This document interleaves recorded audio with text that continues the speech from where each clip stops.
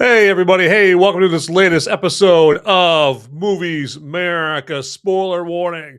And this is an episode here that I am going to be going full bombing mode on tonight's movie. That is for sure. And this is a movie that right off the bat, right out of the gate, I'm going to tell you I hate this movie right there. And if you saw my spoiler-free review of it on Sunday there, you already know this, okay?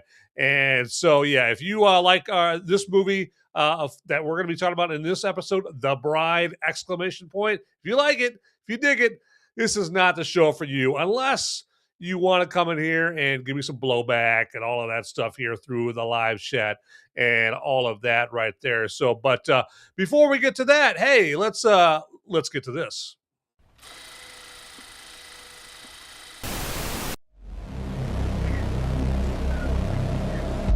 In a world where the number of movies available is great, but many are so bad, you'll learn a new definition of hate.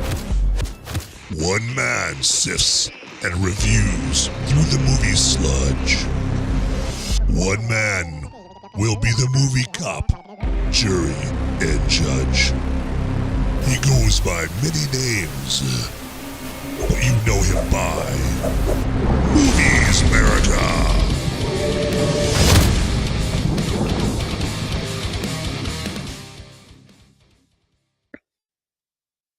All right, everybody. Yes, welcome back here for a second time here to this episode of Movies Merica. Spoiler warning. And as always, I am your host, Van Ebert, or some call me Movies Merica, some call me late for dinner. Not by my own fault. I'm never late for dinner. All right, there you go. With my my beer gut, my round belly is proof of that right there. But again, yes, we're going to get into The Bride! Exclamation point here, directed by Maggie Gyllenhaal, and I'm going to be none too kind to this movie, deservedly. Okay, if it didn't want to have a bad review from me, it would have made a good movie, but it didn't, so it's not going to get any love from this guy right here, nor should it there. But real quick here, before we get into the movie here, just want to really quickly remind you that we do have live chat available on Rumble or YouTube, whichever one you're watching this show on. And I really appreciate you guys checking out the show for however long you can. I understand not everybody can watch this for the whole show and all of that right there. But and if you give me 5 minutes of your time, tip top. All right, there you go. You're already doing better than millions of people, that's for sure. So, but we're gonna get into that here. And real quick, just don't be afraid to share the link to this episode with anybody, friends, family, maybe some enemies that you know like movies, or maybe you know somebody that liked The Bride and you want to turn them on to a show that's going to skewer this movie right there to get a rise out of them or something like that. So you most definitely can do that right there. So, and hey, we've already got some live chat business here on the Rumble side here from Mr. Scott. Awesome, dude. And yeah, he says, hello. There you go. And hello to you, fine sir. Hopefully you're in the mood to hear about a shitty movie tonight. So there we go. But on that note right there here, let's do this here real quick. And I just want to get this going here. So here we go. Got The Bride right here. And already I'm coming out of the gate with just the great, the fantastic, the all too real, inconveniently true headlines for The Bride! Exclamation point right here. Okay, so you know what? Like Ben Shapiro, who I know who a lot of people hate, he is right in one regard. Facts don't care about your feelings right here. And here's one fact that does not care about Maggie Gyllenhaal's feelings. Maggie Gyllenhaal being the director of the Bride! Exclamation point. And if that last name Gyllenhaal sounds familiar, yes, she is the older sister of Jake Gyllenhaal, right there, which most of my viewers probably know from Brokeback Mountain. So I kid. All right, I kid because I care. I love you guys. There you go. But yeah, The Bride, there, you see it. The Bride just became the most expensive box office bomb of 2026, and the numbers are brutal. And I was predicting that back on Sunday during my spoiler free review. There, I wasn't quite sure if it was the top one, uh, but I was pretty sure, but not sure enough to definitively say it was. But I think this is going to hold the record well into the year 2020, well into the year of our Lord 2026. Because this movie cost $90 million to make, and this movie had no business costing 90 million.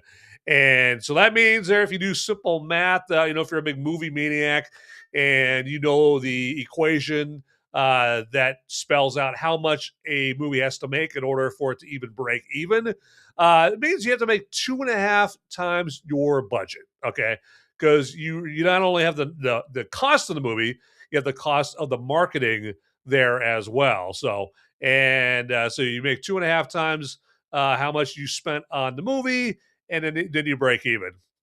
Well, if you take 90 times 2.5, that's 225 bucks, or 225 million. Wow, 225 bucks. They've already profited from this movie.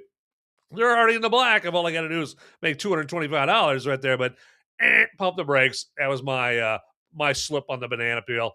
Now they need to make 225 million in order to break even there. And this movie made only 7.3 million its opening weekend. And you never make more than you do on your opening weekend right there. So, like it said, like this, don't believe me. This is a headline from Parade magazine, okay? And Parade is no fan of the non-woke or anything like that. So the Parade is not going to be doing a positive expose on the Trumps anytime soon, right there. But yep, that is the truth right there about The Bride. And I just hope The Bride is just like a bratty kid just trying to sneak in eating a last hidden Snickers bar hidden underneath his mattress before daddy shows up to whoop his ass because he's too fat. I doubt it, since I'm sure this movie was greenlit by Warner Brothers before Paramount Skydance bought Warner Brothers there. And what I'm getting at with this is, I was, but my mentality is that I hope that this is just one last lame, played out, stupid, woke, feminazi movie that Warner Brothers is trying to sneak in before Daddy, i.e., Paramount Skydance, comes home and buys Warner Brothers. Okay, they've already bought them, but they're going to take over Warner Brothers there. Now, they have to go through not litigation lawsuits, but what do they call those? Oh God, anyway, whatever, they got to go through the government approving the merger and all of that stuff right there. So somebody in the live chat hooked me up here because I'm having a brain dead moment over here about that. So, but like I said, however, Paramount Skydance is daddy, the adult in the room in my analogy I just made right there, and I hope when they take over Warner Brothers, Paramount Skydance puts a stop to these way too on the nose, she sharp movies, crapping out feminism lectures instead of entertainment for your hard earned dollar. And thank you, Mr. Scott Awesome. You're living up to your awesome name right there. Antitrust division. There you go. Exactly. So they're got to go to the antitrust, legal proceedings and all of that stuff. So, but I would hope that this stuff passes. I mean, it's not a lie to say that David Ellison, the Donald Trump. So I think that this antitrust legal mumbo jumbo, I think is going to go Paramount Skydance's way right there. But and as far as Paramount Skydance putting a stop to these woke movies, that goes for other varieties of woke joke movies too. Maybe Paramount Skydance wouldn't do this for ideological reasons, but just for common sense, bottom dollar reasons. Okay, maybe they're smart.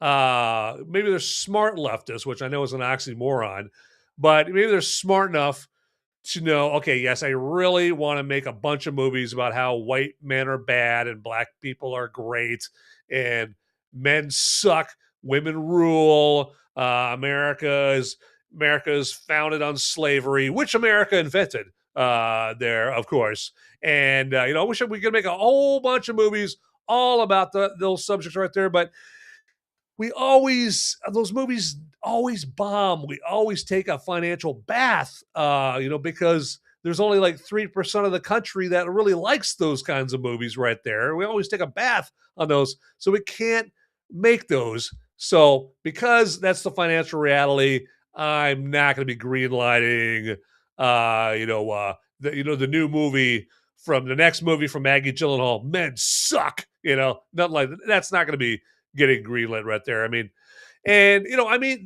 cinematic turds bomb most of the time because they appeal to a microscopic segment of society.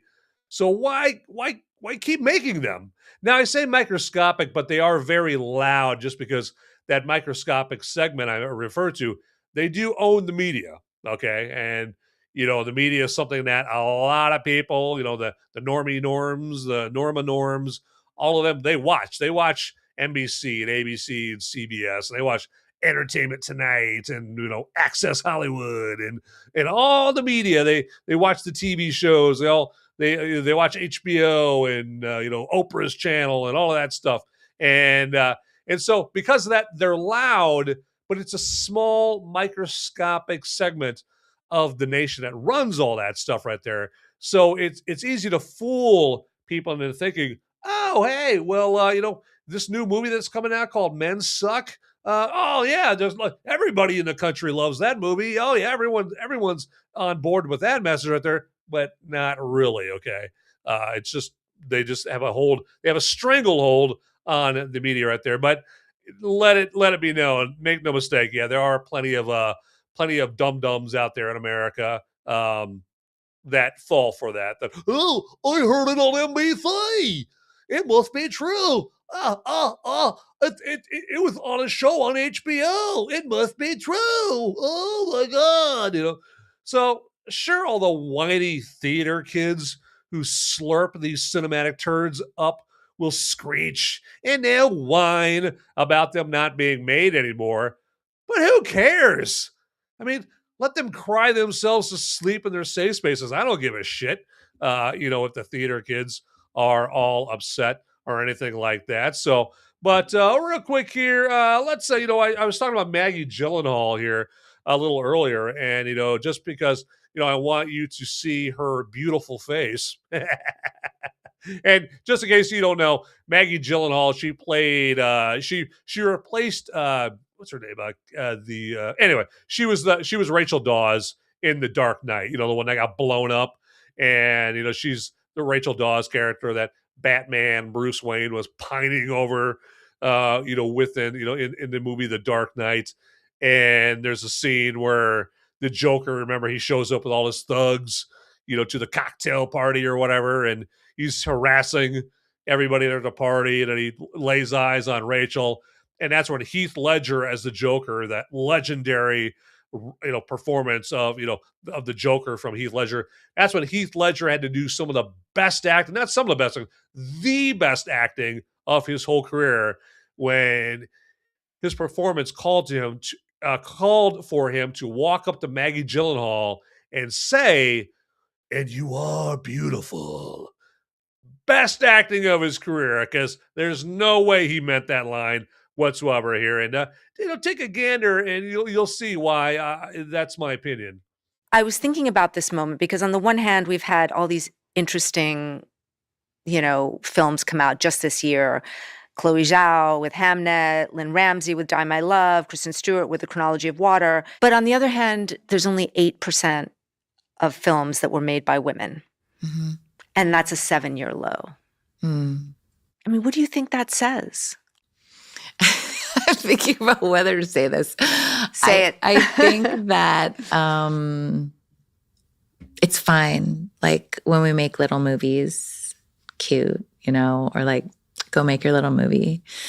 Starts to get dangerous when women have their hands on a lot of money. You know what you're saying? You're saying is a tiny percentage, but look at how many of those movies were movies that made an impact. Like if you've had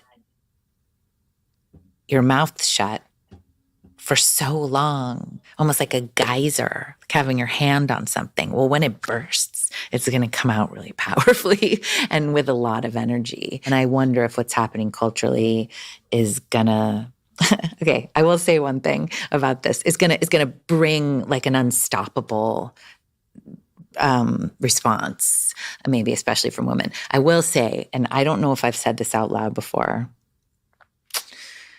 again, maybe I'll get in trouble, but I actually think that when I really became a director was actually, I think, the first time that the morning that Trump was first elected. I think I was like, I have a lot more to say than I've been saying. Look at there. See, Trump inspiring people to do things that they normally wouldn't have done right there. So, I mean, that's the power of Trump. Okay. He's, she doesn't realize it, but she just gave Trump some kudos. She just gave Trump some love right there and said essentially that Trump, drove her to be a better person and accomplish more than she would have before. So I'm sure that's what she meant. Of course, I'm sure. So there you go.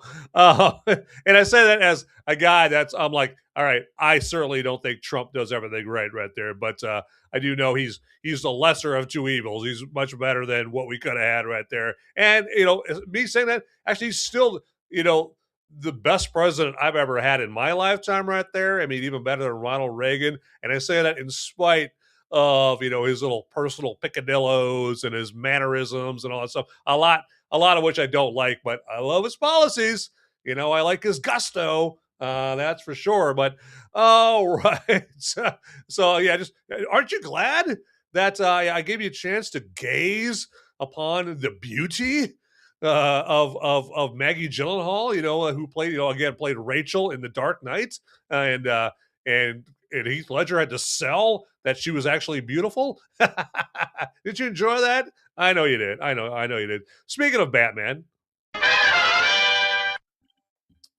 All right, real quick, I just want to, and I mean real quick, I just want to turn you on to the fact that there is this like button down there, right on down there. They can click on, and feel free to click on that. Also, there is a subscribe or follow button that you can click on. If you already have, please don't click on it again because you'll unsubscribe or unfollow. And then there's the notification bell down there as well, and click on that if you haven't already.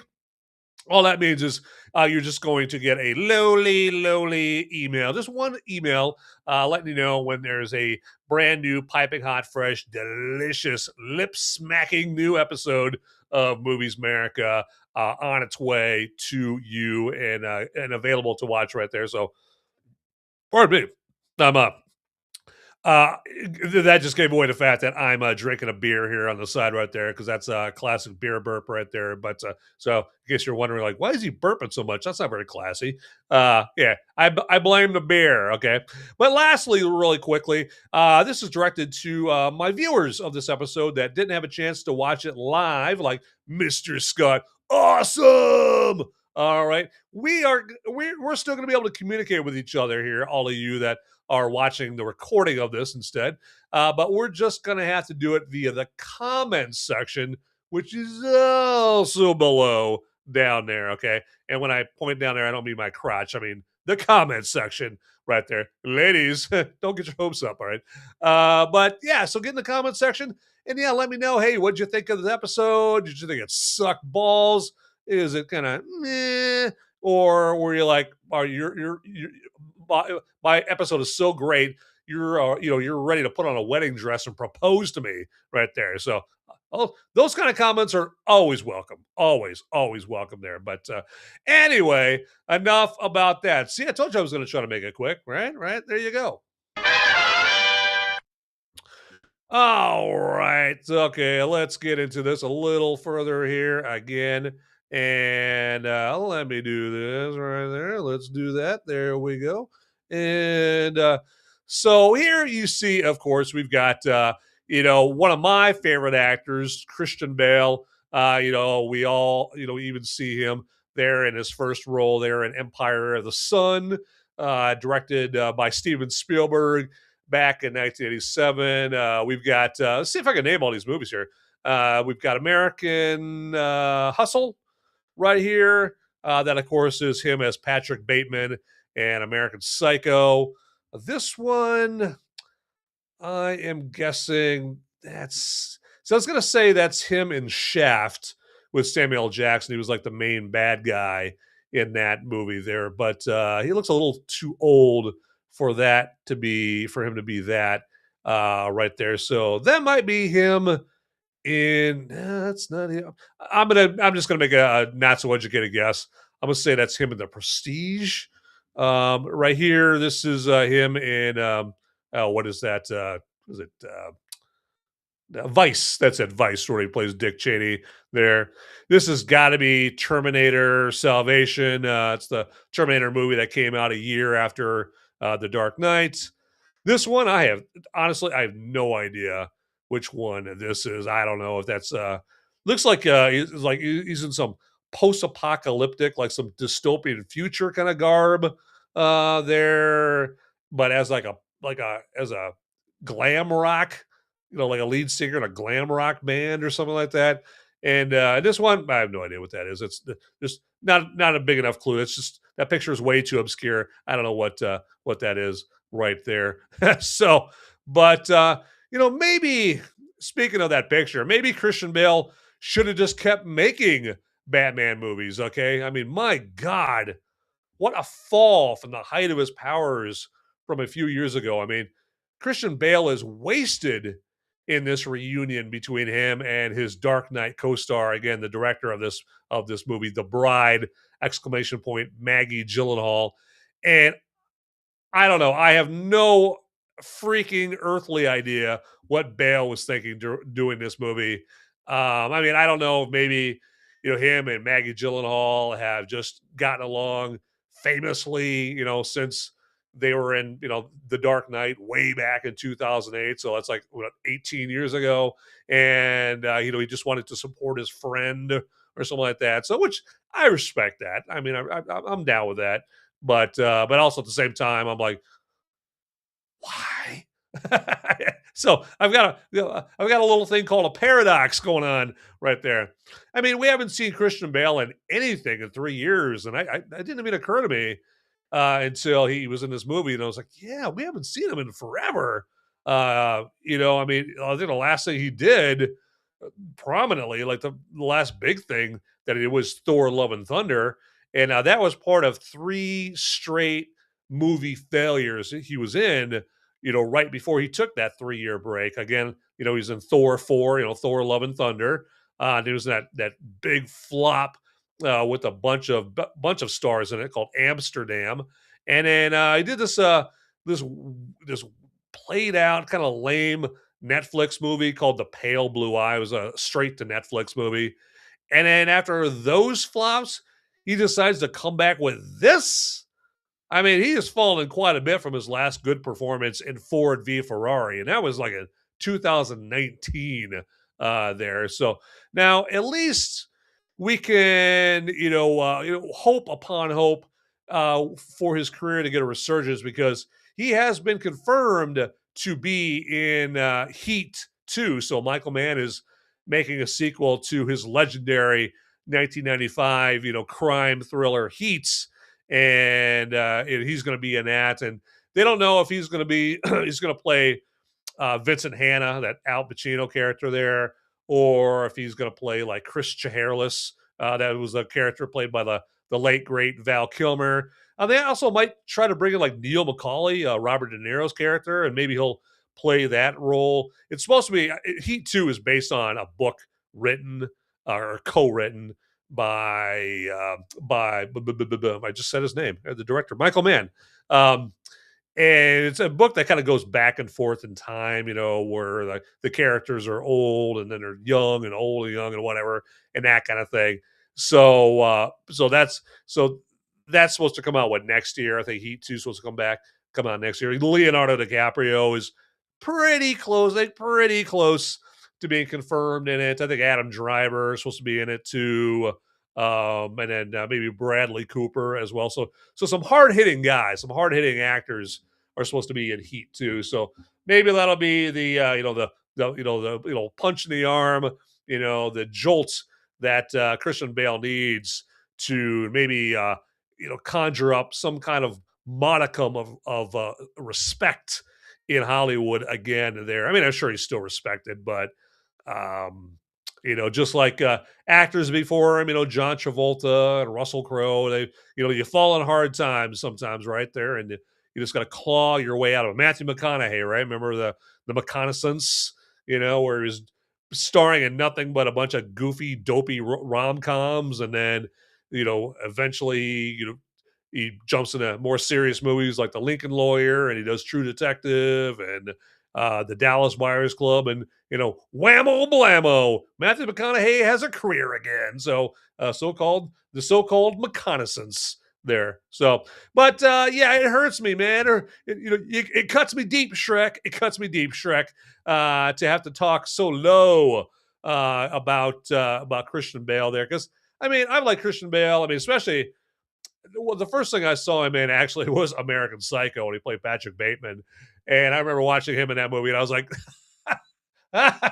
"This guy is hilarious. This guy is oh my god, he's what a cad." Okay, this guy's he's a comedian with a bloody axe. Okay, it just because just the scenes where he's doing the whole montages, or the monologues about 80s pop music, like, "Hi, do you like Phil Collins?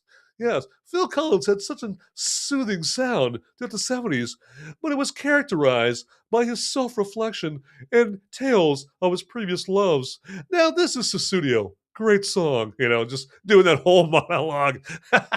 Then he's like playing Huey Lewis in the news, and what was the other one? Oh yeah, some other stuff. Like I can't remember the other one he was doing, but anyway, he loves. Obviously, he was like monologuing about '80s music and that kind of thing, and I thought it was hilarious in that movie. And I think the next thing I saw him in was he was in the Shaft movie with Samuel L. Jackson in that one, and then he played like the one of the main criminal turds in that movie. So it kind of a say, yeah, I guess kind of a rare bad guy performance. I mean, he's obviously a bad guy in American Psycho but he doesn't play bad guys all that often. So, but yeah, he's been in some very, very good movies, but it's just hard to see him get low like this. Hard to see him, just go down, the toilet like he has. But hey, you never know. Someone might come in with a plunger, and he'll come back out, and his career will resurge and all of that stuff right there. Hopefully, one can only hope there. All right, let's move on, everybody, here.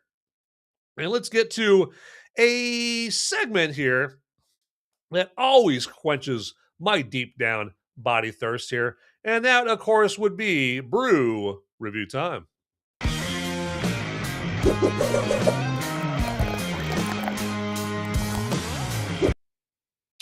All right, so let's say hello to my brew for tonight. Yeah, so let's get this showing up there. There we go. Get into a proud position of prominence. There you go.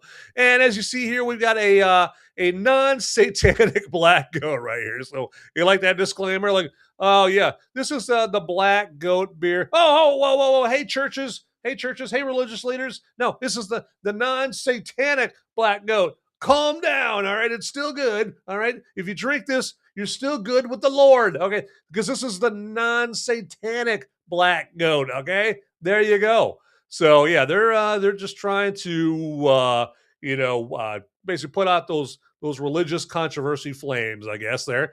And this is brewed by the Drecker Brewing Company out of Fargo, North Dakota. There, Fargo of Coen Brothers movie fame.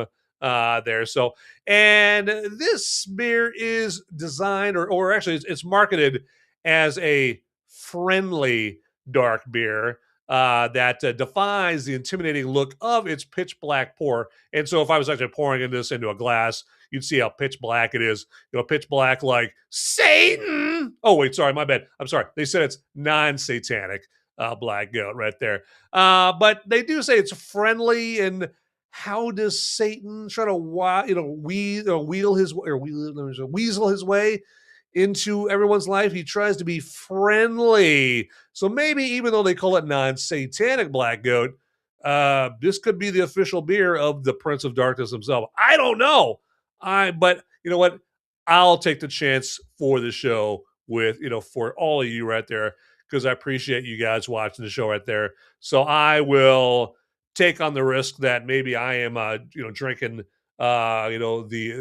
Satan's favorite beer. I don't know. There we go. But anyway, more about this beer and the taste of this beer. It's led by a complex malt profile featuring prominent notes of toffee sweetness and smooth chocolate. And I have to say that I will agree with that there. So, and let's see what some other reviewers say about this beer here. Okay.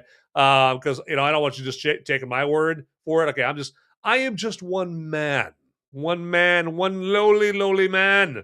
But you need to hear about this beer from others as well. And so we've got another reviewer saying this beer is well behaved. Drinkers note that it is surprisingly lightweight for how dark it looks there. So I guess kind of like a Lupita Nyong'o there. She's very dark, but she's very lightweight, surprisingly lightweight. There you go. There you go. Lupita Nyong'o. If you don't know who that is, that's the one that they were talking about possibly playing this character in Christopher Nolan's Odyssey movie coming up here. But anyway, back to the brew here. Another reviewer says it's balanced and has a deep caramel malt profile. And then others say that it's accessible.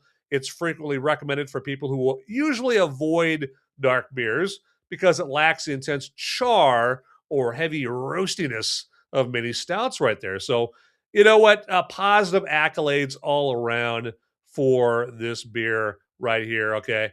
And I also like to always let you guys know, like, what kind of foods does the brew that I'm reviewing pair well with right there. Okay. Because, brew is good, but pairing it with some tasty grub is even better. And so what foods this pairs well with are things like grilled burgers, smoked brisket, like traditional Czech German cuisine, like pork schnitzel, or grilled sausages, and then also, like, if you do have like pork schnitzel, and of course they put gravy on the pork schnitzel there, it helps cut through the richness of the meat there, because pork schnitzel is very rich and it's got the gravy on there.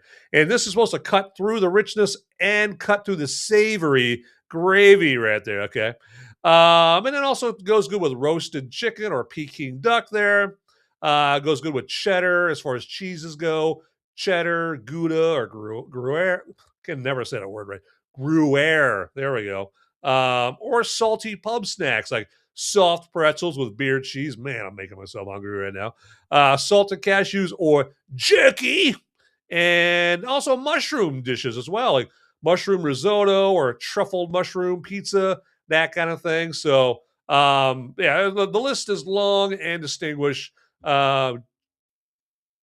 Anyway, so just want to let you guys know about foods, grub that pairs well with this beer here. So, but let me do this here. Let me take a drinky off the non-satanic black goat. And you guys never know. I might be possessed after I drink this. You never know. Who knows? We might have to call an exorcist after I take a tug off this. You never know. But that's going to make for a very entertaining podcast. That's for sure, right? Some might say that's the first time this show has been exciting in years. Okay, there we go. Because Van got demon possessed and they had to call in the exorcist. So here we go. But I don't know. Here we go.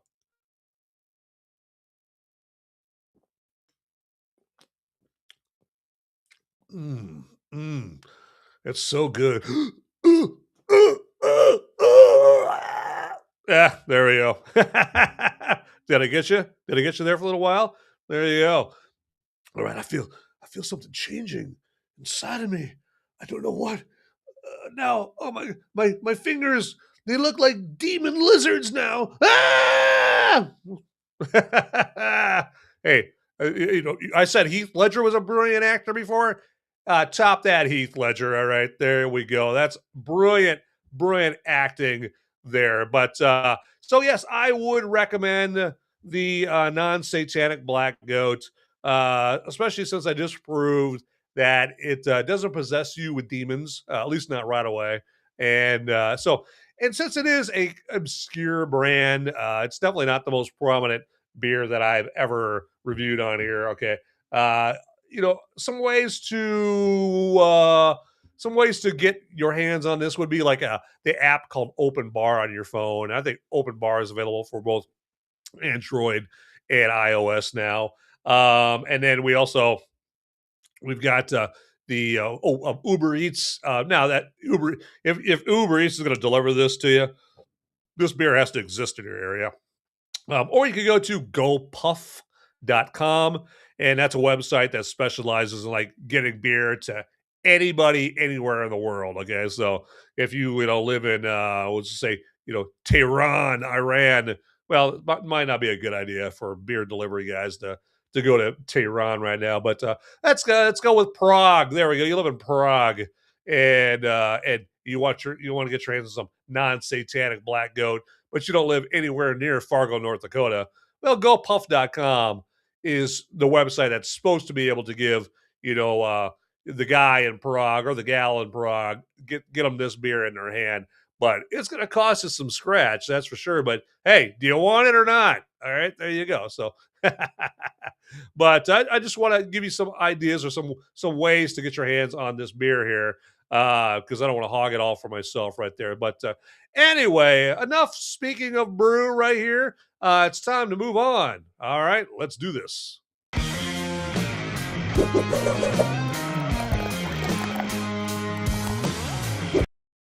All right, there we go. And got Mr. Scott Awesome saying someone called Sam and Dean. Yes, that's Sammy Davis Jr. and then Dean Martin there. Are we referring? I was gonna say Sam and Dave, but Sam and Dave is the R&B group from back in like the 50s and 60s. And yes, Mr. Scott Awesome, I quite agree. Better acting than Maggie there. So which isn't saying much if we're talking about Maggie Gyllenhaal there. So I don't know if you call it Maggie or Rod Stewart's Maggie May, or there you go. But somebody's talking about Maggie Gyllenhaal. Of course. There you go. Real quick here, let me do this here and want to tantalize all of you folks, all you fine folks watching the show here by doing this here. And let's do that. Stop that. There we go. Getting going on right here. And I'll show you something that is a special treat right there. And that would be the Movies Merica merch store, everybody. Yes. Feast your eyes on that there. And let's get down and see some of the actual merch. So as you see right here, the featured item here is the Big Mugs camo trucker hat. And just a word of the wise and full disclosure, there is no purple on the hat there. I know it's very disappointing. It would look better with the purple, but the company that makes these I guess that's their blind spot, I guess. That's the one debilitating thing about them is they just can't put purple on things there. So, but these other things, I guess I could put purple on. But as you see, we've got, a number of, number of items, number of merch items here. We got t-shirts and hats here with different Movies Merica logo types. We've got the Big Mugs Movies Merica logo here. We've got everything in baseball long sleeve shirts, hoodies, tank tops, windbreakers, sports bra for just the Big Mugs logo there, the Big Mugs over the big jugs there. So I guess that's what that's pertaining to. Got more hats here. And then we're moving on to the Hollyweird Movies Merica logo here on t-shirts and whatnot there. And then we're getting down to my favorite Movies Merica logo. That's the Black Adam style Movies Merica logo there. And you can get that on a number of different types of gear and that kind of thing. So, and then you might be saying, "Hey, Van, that's great, but I've bought all your clothes on here." I mean, I'm a big fan. I'm a big fan. Some might call me a stan instead of a fan, and so I bought all the clothes. So my closet is full of Movies America stuff. But now, man, am I thirsty? I'm so thirsty. Van, do you happen to have some Movies America drinkware? And I will say to that, get ready to be happy, friend, because as you see right here, we've got coffee mugs, we've got can-shaped glasses, we've got beer pint glasses, and we also even have a koozie to keep your beer cans and your beer bottles nice and cool when it gets hot out right there. So, oh, and last but not least, we've got a Big Mugs stainless steel koozie right there. Okay, so isn't that a doozy? So yeah, so get your hands on some drinkware, some clothes, all that stuff here on the Movies Merica merch store, and we're making it very, very easy for you to get your get to this website here because the Movies Merica merch website link is down in the description there, ladies and gentlemen, right there for the ease of access. There you go. So go ahead and check that out, and also, of course, the Movies Merica merch makes great gifts there as well for your loved ones. That is for sure. So, but I just wanted to tantalize you with that there because some of that stuff is makes for very good conversation starters there because get that out of there. There we go. Solo. There we go. All right, get ahead of myself over here. Of course, as you can tell, I run a very tight ship. But yeah, so yeah, I mean, I've worn like a Movies Merica hat out in public, and people will be like, "Hey, what's Movies Merica? What's that all about?" It kind of looks kind of interesting right there. And so yeah, it gets the conversational juices flowing there. All right, so okay, but enough about that. We have got some more bombing of the of this movie, The Bride! Exclamation point to do right there.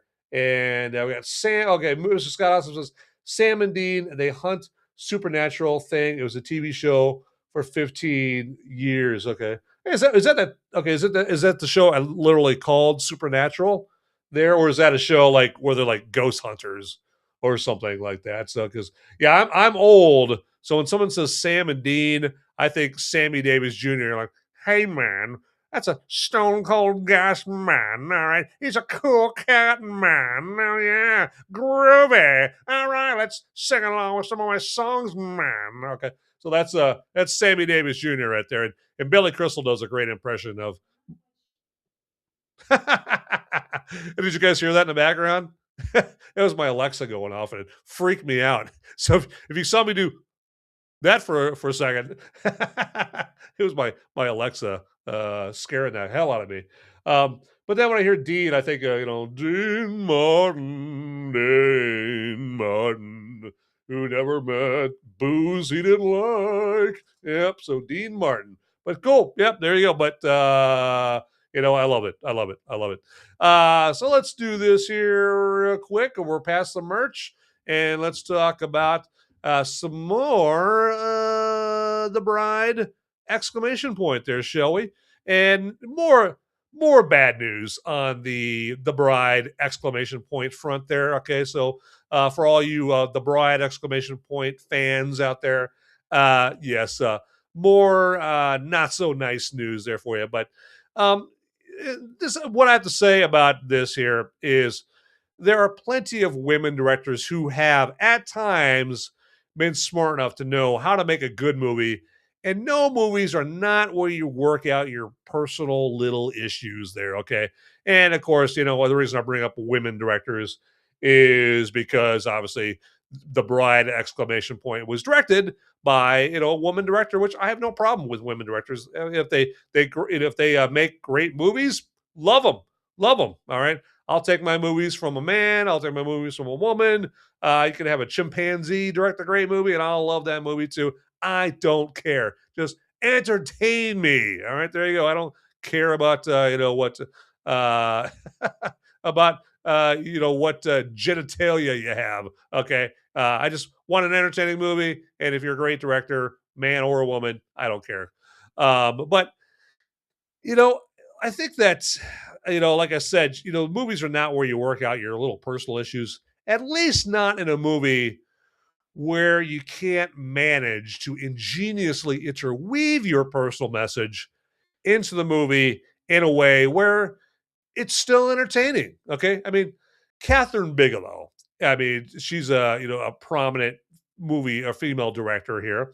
And she, for a time, and I'll get to that, she, for a time, was intelligent enough to know that movies should be entertaining and or interesting first, okay? And then everything else outside of entertainment comes second, including the passive aggressive settling of scores with whoever within your movie.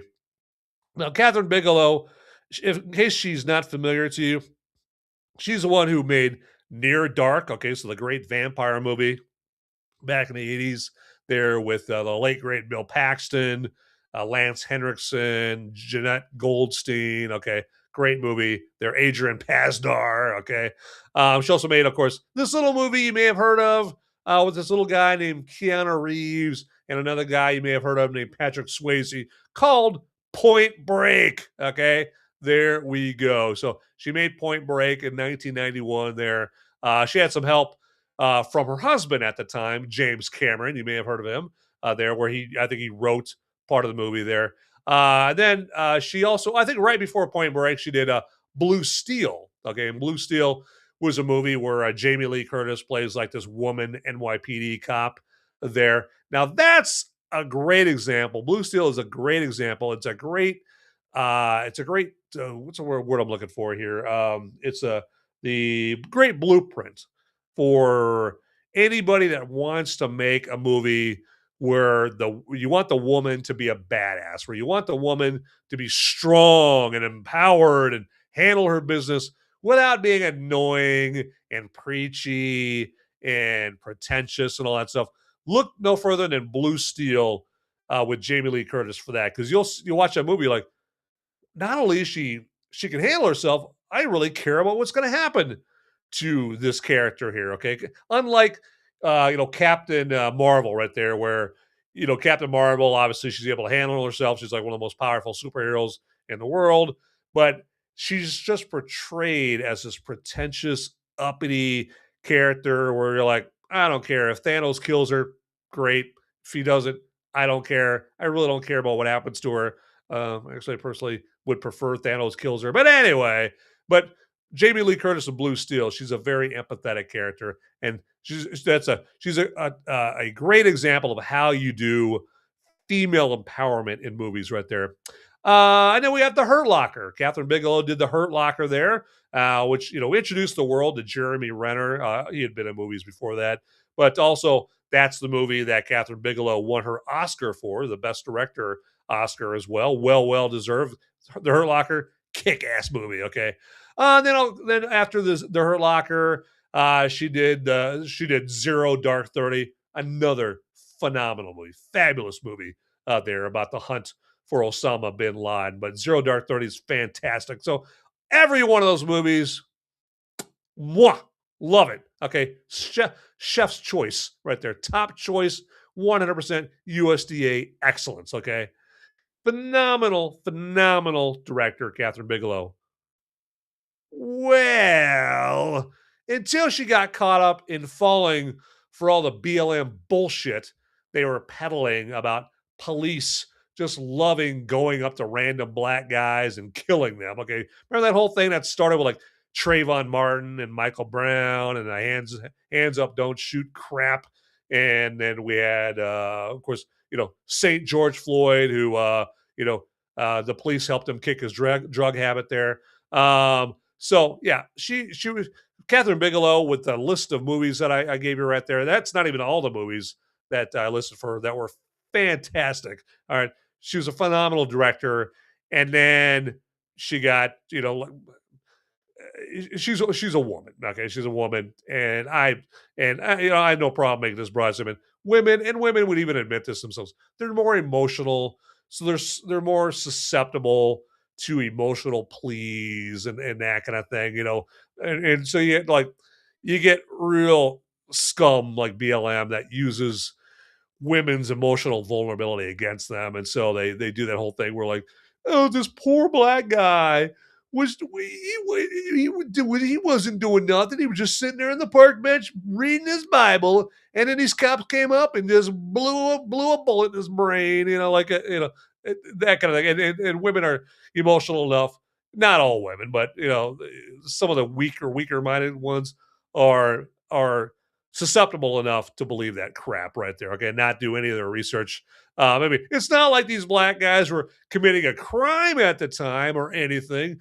No, when they got shot there. I mean, like Trayvon Martin. The case ended. Establishing that Trayvon Martin attacked George Zimmerman right there. Okay, whatever you think of George Zimmerman, I thought George Zimmerman was a real corny dickhead in that. Michael Brown. Oh, all he was doing was attacking a cop and trying to grab his gun when Darren Wilson ventilated Michael Brown right there, as Michael Brown deserved, because you know what clue. Well, here's a little bit of a clue, Michael Brown. If you want to keep breathing, don't grab a cop's gun.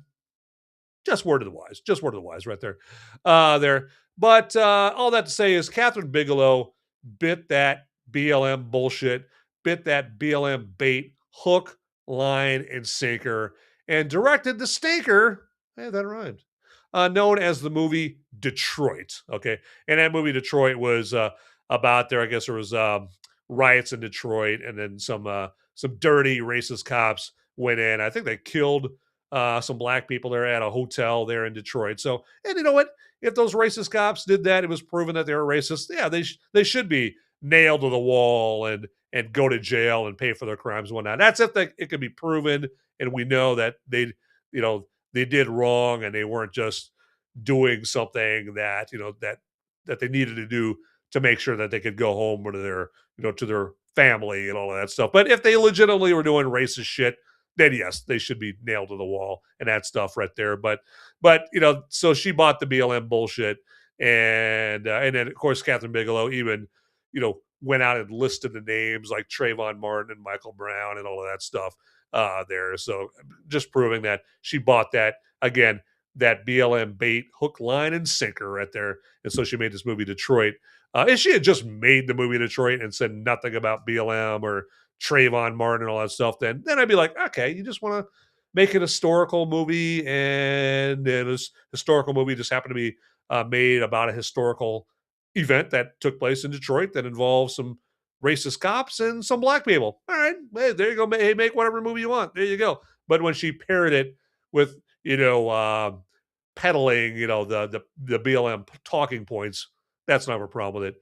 So, and after that movie, Detroit came out, I think in 2017. She's made nothing but subpar turds since then. But I mean, at least we still have, we still have some other, women directors that, at least with their movies, they're trying to entertain. It's like Patty Jenkins. She made the first. Well, she made both Wonder Woman movies.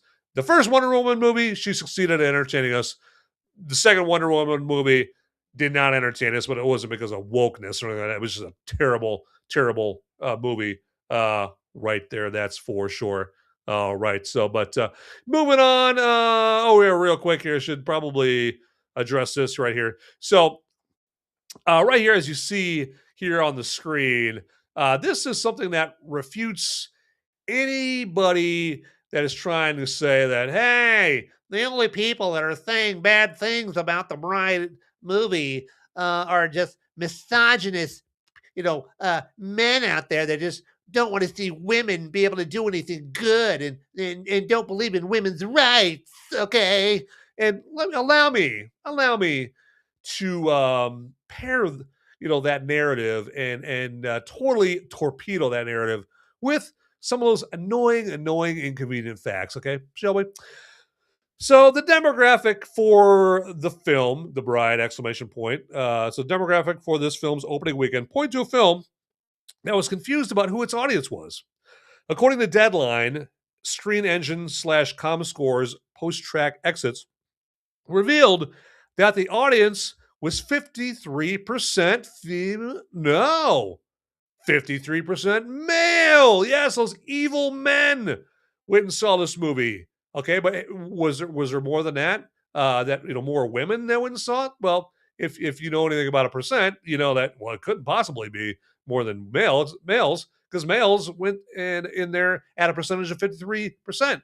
So to continue on, and 47% females went to the movie.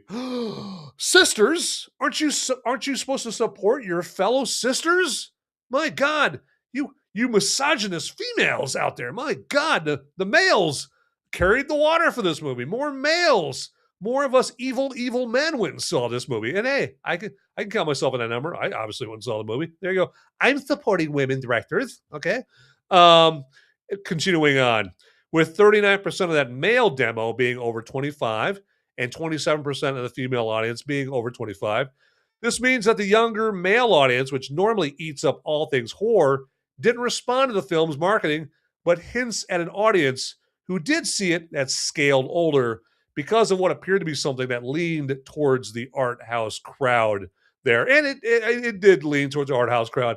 It definitely didn't have an art house budget. I mean, no art house movies get $90 million, to make their movie with right there. But I just, wanted to just cut through, what men are the only one that are taking this movie down bullshit narrative with some good old facts right there for you all. Okay, so there you go. And let me do this. I want to just check the chat here. And all right, here we go. We got Mr. Scott Awesome over here, and he is giving me an education. That is for sure. And it says, this is about Sam and Dean hunting supernatural. Said, it was on the melodramatic CW channel. And it was called Supernatural. Okay, yep. All right, there you go. Yeah.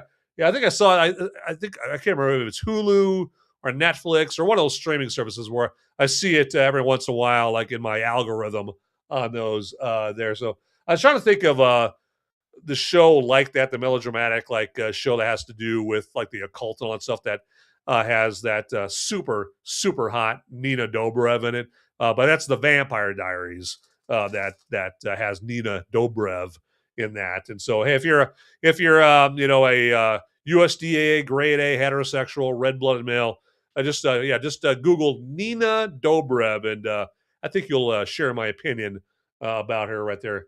Very very easy on the eyes, okay, very luminescent, that's for sure. It's just got awesome with a pressing question that needs to be answered right there.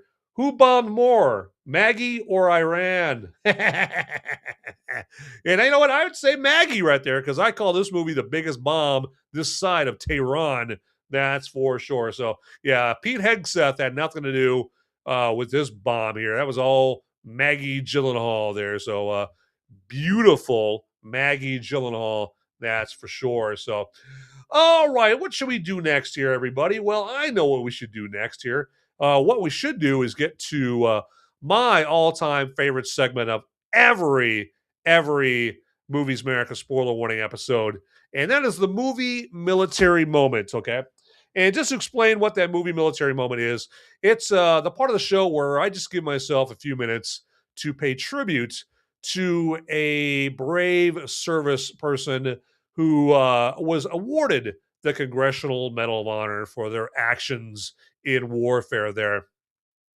Now, some of you might be saying, and I totally understand this, you guys, or might be asking rather, that's great there, Van, that you're paying tribute to these brave, to brave members of our military.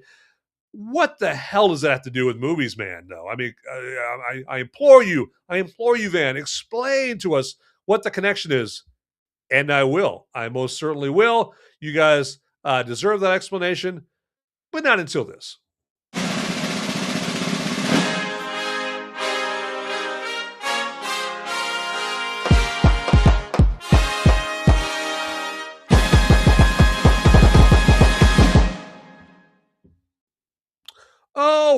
right. So that got me all patriotic right there. That's for sure. Gave me that patriotic bump I needed. But I owe you an explanation. So the connection between, me reviewing movies and, me paying tribute to a member of our military who was awarded the Congressional Medal of Honor is this. So as you would imagine, if you are awarded the Congressional Medal of Honor, you didn't get it for, eating the most chicken wings at the, at the base chow hall. You didn't get it for shining, being the best boot shiner for all the officers there, or anything like that. You basically you got it for doing something like, you're a helicopter pilot in NAM and you're flying your Huey, and you're supposed to go to this particular LZ or landing zone, but the LZ is too hot. Okay, meaning the enemy is shooting up that LZ, and so if a helicopter tries to land or get anywhere near that LZ, the chance of that helicopter getting shot and going down are pretty damn good. Okay, so that's why they call that hot LZ. But all of that as a helicopter pilot, but you don't care. You tell your commanding officer, no man, I can't come back. I know orders are our orders, but I got ammo, I got supplies here in the back. I gotta get it down to our men, otherwise they're gonna get overrun and die. And I gotta get the wounded. I gotta evac the wounded. So you fly down to this hot LZ, you do it multiple times, and the soldiers on the ground they're so grateful to you, and also at the same time they're just amazed at the awesomeness of your heroism. Like, wow, look at that guy. He keeps coming in and evacuating our wounded and bringing us supplies, and he's keeping us in the fight, man. My God, I can't believe my eyes. And so to them, if later on, that was to be reenacted, or they were to see that later on a big movie screen in front of them, that would be a fantastic movie military moment. And that is the connection, friends. That is for sure. So that's my story. I'm sticking to it. There we go. But instead of me explaining the connection of movie military moment here, let's get right to our honoree for tonight, because I think we've made him wait long enough, don't you? I think so. He's the real hero. Okay, so so let's get in here, and our honoree for tonight is Sergeant Joseph P. Adkison, who fought in World War I. And I will warn you, this citation, this description of what the sergeant did is not very, very long, because he got his Congressional Medal of Honor for fighting in World War I. And like the older the war, the older the conflict, typically the shorter the citations are there. So, but that doesn't mean he doesn't get his day in the sun here on the movie military moment. So, but I think that Sergeant Adkison does deserve some sweet movie military moment music, don't you? I think so. So let's take care of that right now.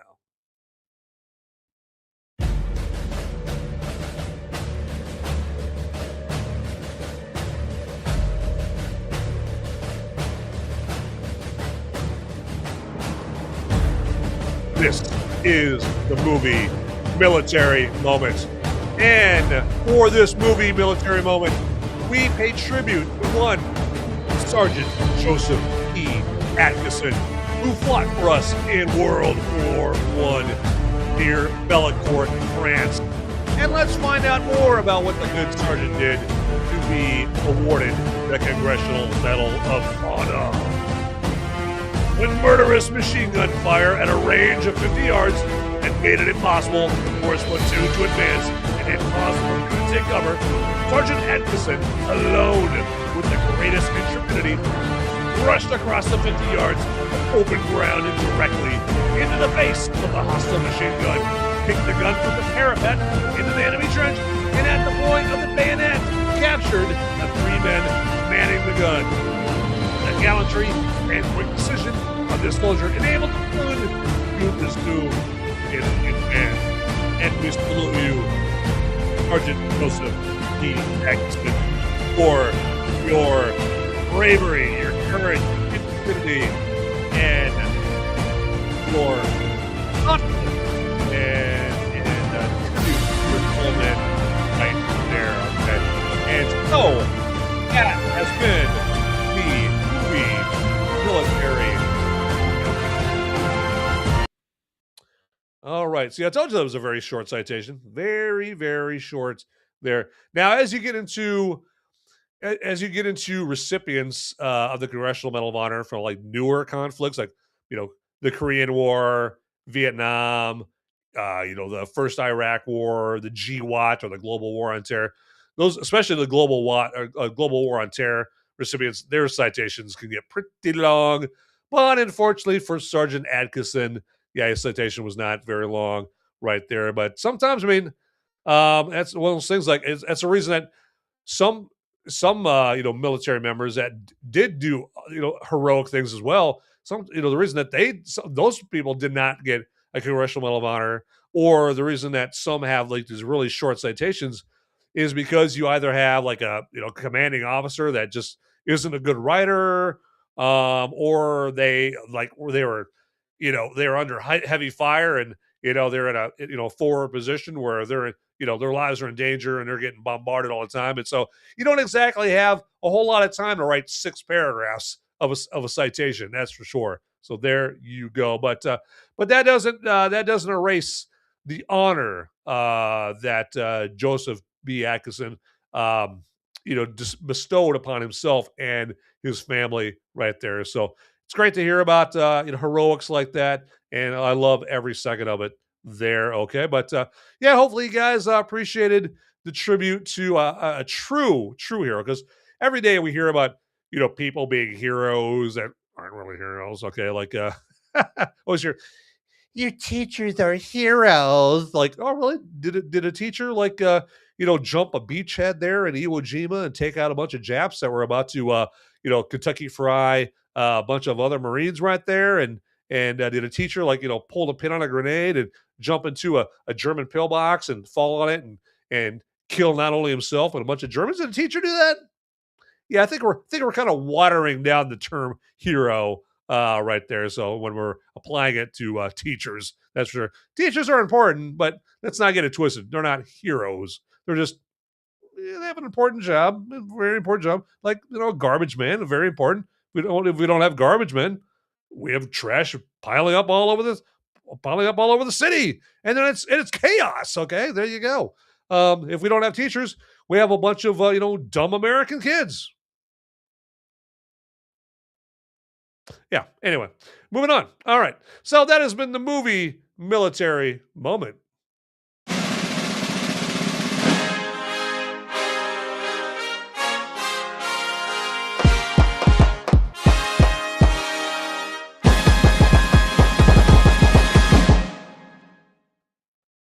All right, so we are back here, and hey, just want to ask you something here. And what I'm going to talk about is, in case you are appreciating anything that I'm doing during the show, even after me insulting teachers, because we might have some people watching, like, hey, I'm a teacher. I'm more important than a garbage man. But if you heard that and you still appreciate me and what I do on the show, like, warning you against a bad movie by, giving you a movie review of The Common Man, or paying tribute to, our, true heroes, or reviewing Brew. If you appreciate, those things, or anything else about the show enough to maybe throw a buck or two my way, well, allow me to illustrate to you, or tell you how you can, throw a buck or two or $5 or however much money you want to throw my way.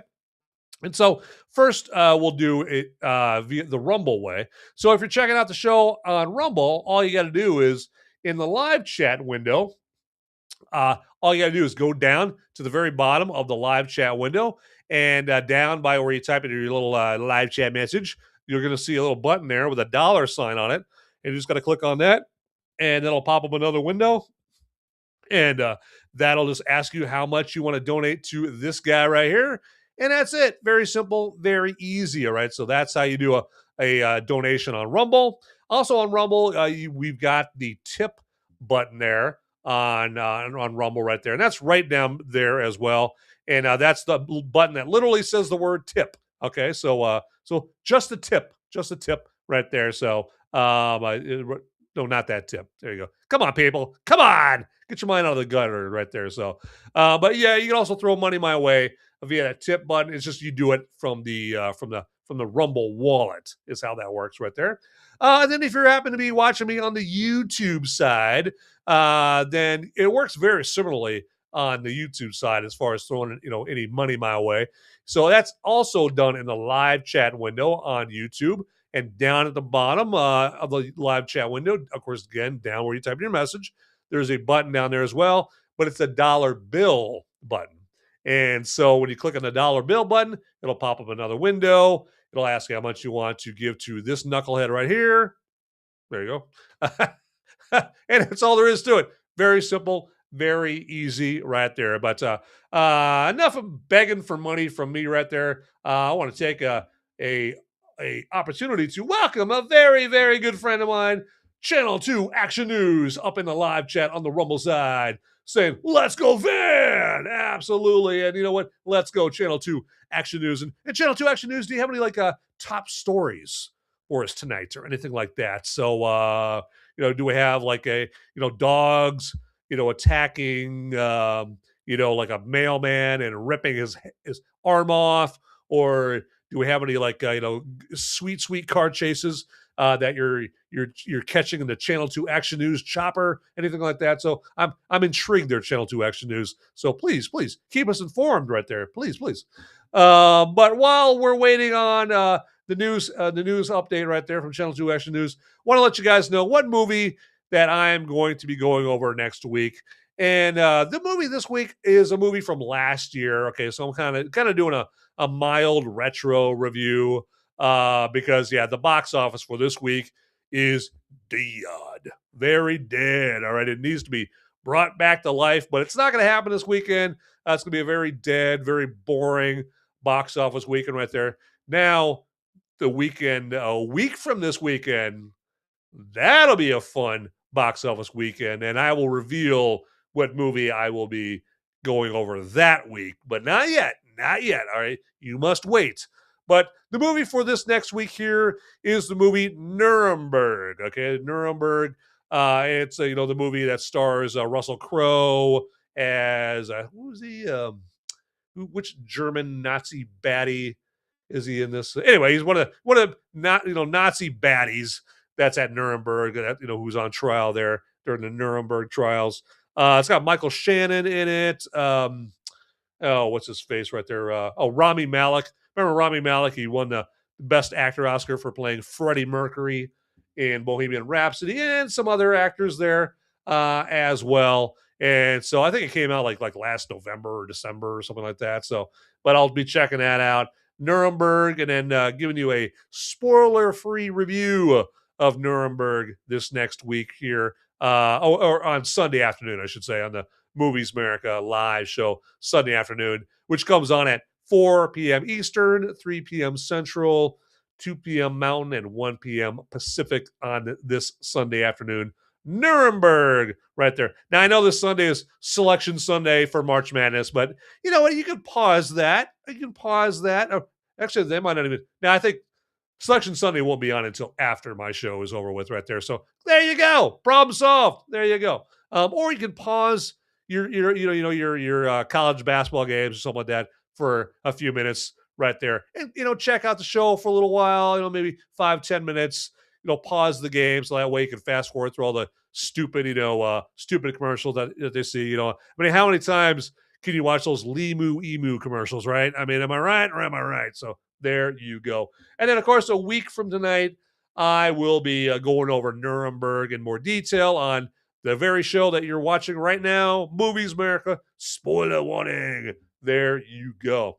All right. So, and real quick, as we get ready to wrap up the show here, ladies and gentlemen, I just want to implore you, if you would, to follow me on the platforms that I'm on here, like X. I'm on X under @Movies Merica. I'm on Facebook there with a Movies Merica page, a Movies Merica group. I have my Van Ebert profile there as well. I'm on Rumble. And if you go on Rumble and you search for Movies Merica on Rumble, you'll see like 3 Movies Merica accounts. So if you would follow all 3 of those, that would be fantabulous, okay? And then also I'm on Gab.com if you're a Gab fan there.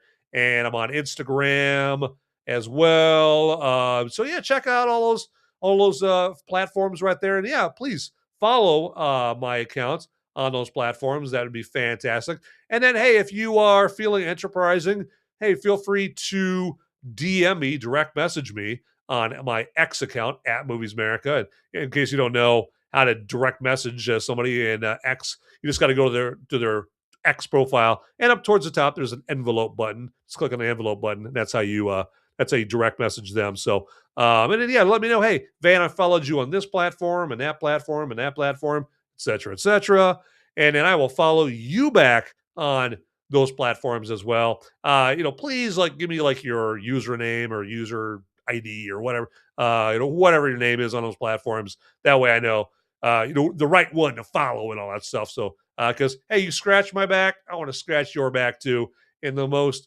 platonic way possible. That's exactly what I mean. Don't get your hopes up there. Right there you go.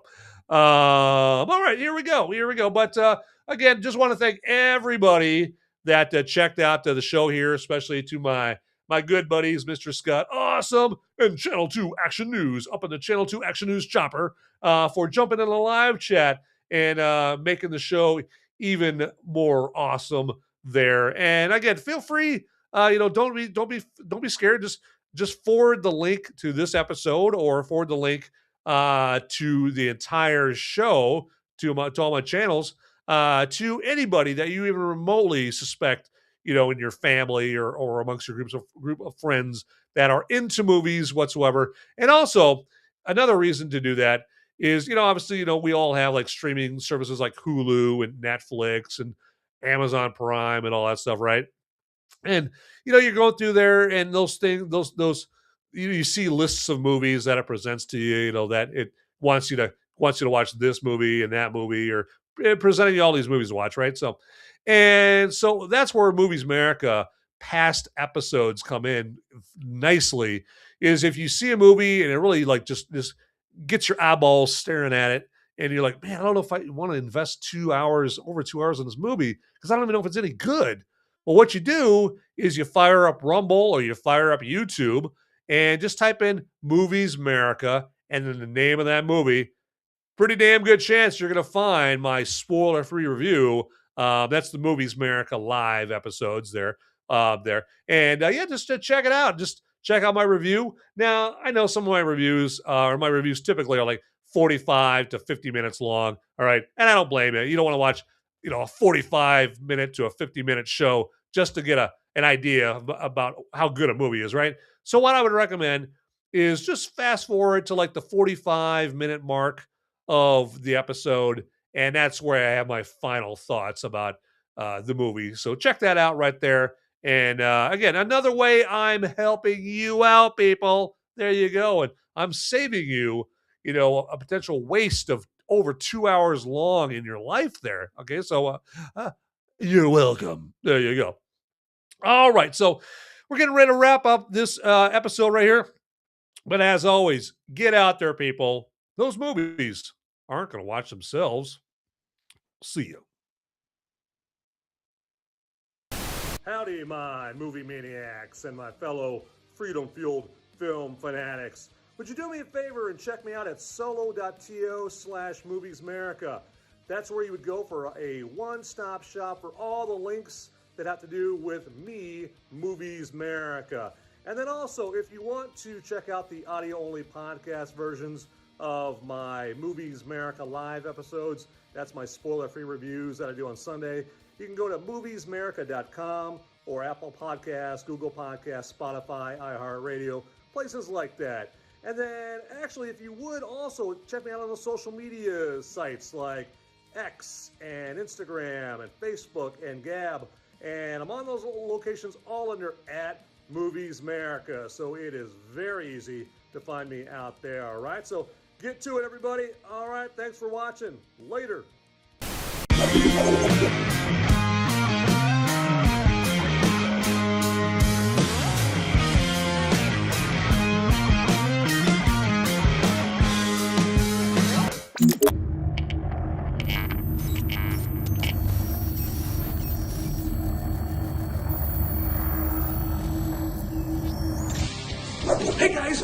need the video quite yet. Okay, I've got the popo. They're coming after me, and I don't have much time to tell you, but you need to like and subscribe this video right here, down below. It's right down there. It's just waiting. It's waiting for you down there, okay? And make sure you watch these videos over here too. You'll be doing me a big favor. I'll be in handcuffs pretty soon. All right. Thanks for watching.